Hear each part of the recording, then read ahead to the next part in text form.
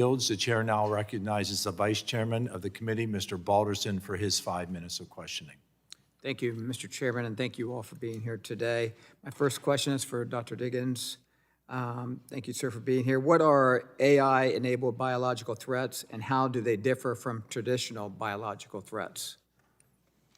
Thank you for the question. So what we have seen is a rapid rise in the ability to engineer naturally occurring sequences using AI models, so to change the underlying protein sequence that defines the structure and function of a protein.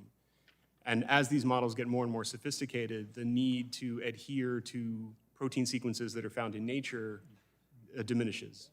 And so what that essentially means is that you can start to reproduce functions that might be capable of causing some kind of harm, but not reuse any of the sequences from nature that we rely on to detect threat in our order stream. And so that divergence between things we understand from nature and biological function, those things historically have always been tightly coupled, and AI models are allowing those to begin to drift apart. Thank you. Is AI capable of creating biological threats today? Not to the degree that we cannot detect it still.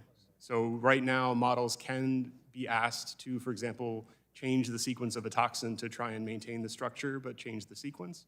But they're unable to do so in a way that doesn't reuse some of the sequence from the original protein. And so our systems still detect it. Okay, thank you very much. My next question is for Mr. McKnight. Mr. McKnight, thank you for being here today.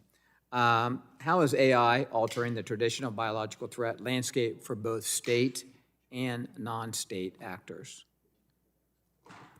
Thank you for the question. I think there's an interesting way to understand what's happening that we've seen in other domains, and I use the cyber domain. Generally, we don't classify something as a domain of operations. Remember, I have a military background until we as humans are able to access it with engineering.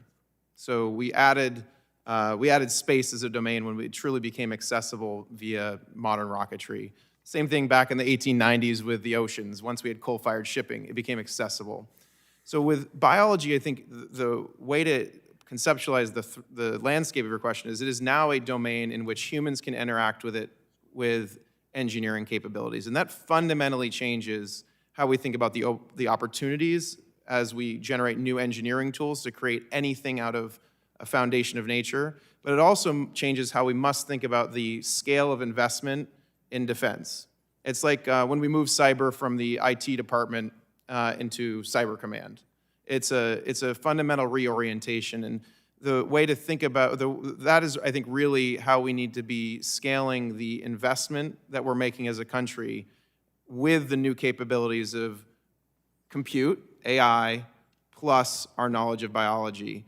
That creates a surface that we really will continue to be behind until we reframe fundamentally how we are monitoring and responding to those new capabilities.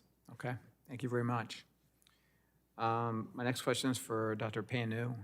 Thank you for being here.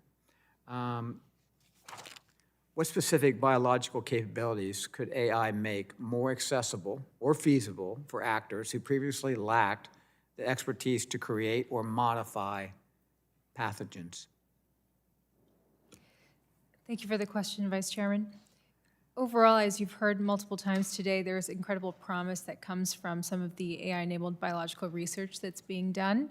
And with that great promise, there will be new capabilities. In terms of biological AI models, there are models that are used, for example, to predict the properties of pandemic pathogens or modify those properties. I think it's for those models, that narrow subset, that there are particular concerns that if misused, they could pose societal level harms. Thank you. And Dr. Diggins, back to you. And we have 40 seconds. Could AI meaningfully reduce the knowledge historically required to carry out advanced genetic engineering? Thank you for the question. I think on the design side, yes, not on necessarily on the physical construction and testing. Okay. If so, what risks and benefits could this have? A lot. Many. Thank you. Mr. Chairman, I yield back.